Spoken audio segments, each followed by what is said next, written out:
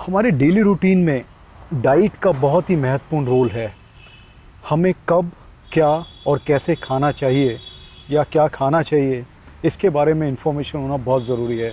अगर हमें टाइम पे चीज़ें, हम ठीक तरह से चीज़ें नहीं खाएंगे तो उसका एडवर्स इम्पैक्ट या इफ़ेक्ट हमारी बॉडी पे होता है। तो इसके बारे में जानना बहुत ज़रूरी है। मैं खुद जैसे मेरा जो रूटीन है, उस रूटीन में अगर मुझे कोई एक्सरसाइज करनी है तो उस एक्सरसाइज से पहले क्या खाना चाहिए और एक्सरसाइज के बाद में क्या खाना चाहिए, और पूरे दिन में, क्योंकि हम हमेशा कुछ खाते रहेंगे तो वो भी एक नेगेटिव चीज़ है। तो क्या जो हमें प्रोटीन्स की ज़्यादा ज़रूरत है या हमें कार्बोहाइड्रेट्स की ज़्यादा ज़रूरत है या फिर अदर मिनरल्स हैं जो उसकी ज़रूरत है, तो ये हमारे शरीर को किस चीज़ की ज़्यादा ज़रूरत है, ये भी उसकी नॉलेज होना बहुत ज़रूरी है। जब आप एक्सरसाइज करते हैं या फिर आप ऑफिस में कुछ काम करते हैं तो उस समय भी हमें किस चीज़ की ज़्यादा ज़रूरत पड़ रही है कई बार पता नहीं होता। तो इस समय, ऐसे समय में हम लोग किसी डाइटिशियन की मदद ले सकते हैं। अगर वो भी नहीं है, हमें अपनी बॉडी के बारे में सब चीज़ें पता होना चाहिए। आप देखेंगे कि रूरल एरियाज़ में लोग कितनी मेहनत करते हैं सुबह से शाम तक, और उनका खाने का भी एक पर्टिकुलर समय होता है, कई बार नहीं भी होता, परंतु they also look sometimes very fit. तो वो फिटनेस के लिए वो क्या करते हैं और हमें क्या करने की ज़रूरत है, ये एक महत्वपूर्ण चीज़ है।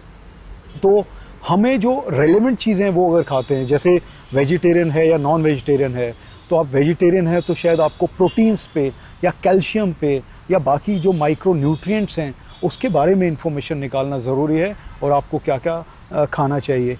नॉन वेजिटेरियंस को भी उसमें जो है प्रोटीन्स उसको मिलता है, कैल्शियम मिलता है नेचुरली, तो वो एक चीज़ उसमें कंपेंसेट हो जाती है।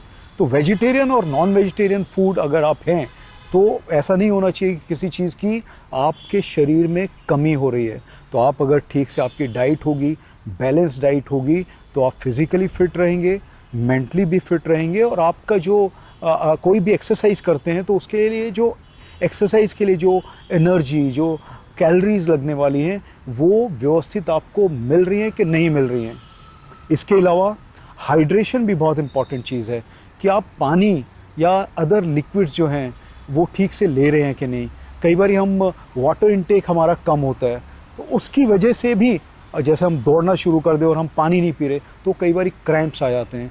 तो इस तरह की सिचुएशंस को कैसे हम लोग अवॉइड कर सकते हैं, वो तभी पता चलेगा जब आप नेचुरली उस प्रोसेस से गुजरेंगे। जैसे आप अगर दौड़ रहे हैं 5 किलोमीटर, 10 किलोमीटर या 20-21 किलोमीटर, तो उस समय पे आपको रेगुलरली पानी पीना चाहिए, क्योंकि हमारे बॉडी सॉल्ट्स जो हैं थ्रू स्वेट जाते रहते हैं, या हमें स्वेट आता है तो उसके ज़रिए वो जो चीज़ें हैं वो निकलती रहती हैं अपनी बॉडी में से। तो हमें वाटर इनटेक, हाइड्रेट रखना चाहिए अपनी बॉडी को, जिसकी वजह से हमें जो सॉल्ट्स हैं बॉडी के वो कम ना हो और हमारे एनर्जी लेवल्स अच्छे रहें, और हम जो है अपनी जो भी हमारा जो एम है दौड़ रहे हैं तो अच्छे से पूरा हम लोग कर पाएँ।